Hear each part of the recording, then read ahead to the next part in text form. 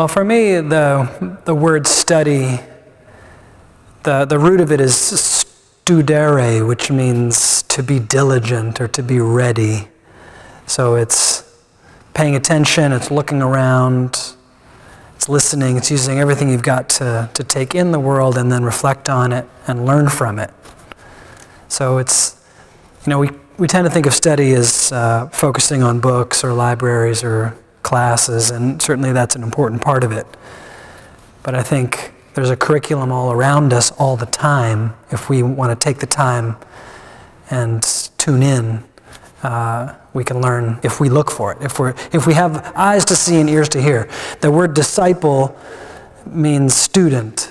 And so if you're a disciple of Jesus, you're a student of Jesus, but that doesn't mean just in a narrow sense, listening to words that Jesus reportedly said, but listening around you to Jesus every day, every place, in everyone, looking for him, listening for him as the teacher, you as the student in everything you do.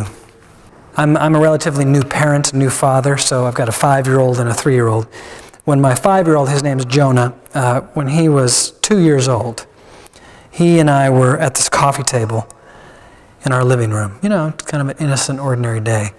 And we're drawing pictures and coloring. So he would ask me to draw something, and I would give it back to him, and he'd color it in. So in those days, he loved banana men. Okay, so it was a banana with sunglasses. That was a banana man. And it was just past the 4th of July, and he had had his first experience of fireworks. And so he talked about fireworks as Big Boom. So it was Banana Man and Big Boom. So I would draw a banana with sunglasses, and then he'd color it in.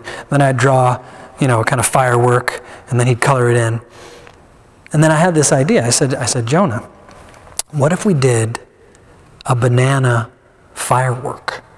And this idea, this prospect was too much for his 2-year-old frame to handle. He lost it. He started to dance. He started to smile. He started to laugh. He did this little jig all along the side of the coffee table, and his legs, his little 2-year-old legs, got caught up in one of the legs of the coffee table, and he fell. The front tooth, the right front tooth, his little baby tooth, caught the corner of the table as he went down, and I still remember that little white thing. It was like a little white hockey puck skittling across the hardwood floor all the way to the fireplace. And here I am, young father, parent on duty, mom's not even there. I swoop, pick him up, carry him into the bathroom, sit him on the counter, waiting for blood and tears. There wasn't much blood, and there wasn't very much crying either. He was looking at me, and he was stunned more than anything else. He wasn't sure what had happened to him. He was in some pain, but it was more that he was kind of astonished and amazed. And I kind of looked at him. I sat him up on the counter so I could see his face. I looked at him, and he looked at me, and he said, "Big Boom." And I said, "Big Boom." And he said, "Big Boom." And I said, "Yeah, Big Boom." We went back and forth like this several times, and it dawned on me that what he was doing is he was making sense of his experience, what had just happened, in terms of the available knowledge that he had at his disposal. So he knew about the fireworks, and we were drawing the Big Boom, so he figured that somehow his loss of a tooth was a result of some kind of a banana Big Boom. And that made good sense to him. So, I'm not going to argue with that. We talked it through.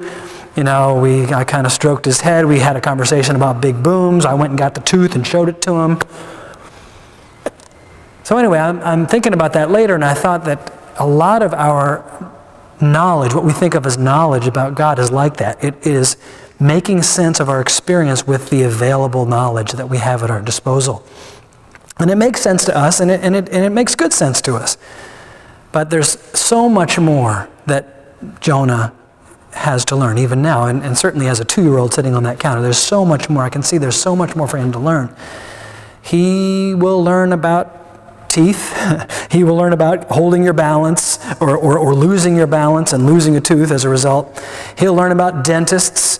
He'll learn about dentistry, brushing your teeth. He'll learn that his mother spent a year in Haiti when she was in her 20s hosting dental delegations because lots of folks in the countryside of Haiti, just a few miles really from the United States, the richest nation the world has ever known, there are many people in the countryside of Haiti that don't even have toothbrushes. Never mind dental care. He'll learn that too. And as he learns, he'll have to unlearn other things that he learns. He'll unlearn that he should be afraid of dentists, or he'll unlearn that the world is a fair and just place. He'll have to unlearn that so he can learn new things. And I think the walk of discipleship is like that. It struck me, that image, that story sticks with me as an icon of discipleship, that you're constantly learning and unlearning. And what is helpful to you today, you may have to let that go tomorrow. And so it's making sense of that. We need a guide. It's such a complicated terrain. There's so much we don't know. We need some kind of a guide, some kind of a teacher. And that's, for Christians, Jesus, the rabbi. He is Lord. He is the Son of God. He is also the teacher who takes you by the hand and helps you to make sense of the world with the knowledge that you have at your disposal, and then challenges you when the time is right to let certain ideas go so that you can embrace new ideas and embrace the world in a larger and broader way. That's the human way. That's being a disciple. That's being me. That's being you. That's who you're called to be, is that kind of a student, like a snake shedding its skin, constantly growing, constantly renewing, like a gymnast learning a new move, always moving up to different levels of difficulty, letting go of some of the old training so that she can embrace the new training and become more limber, more flexible, more graceful.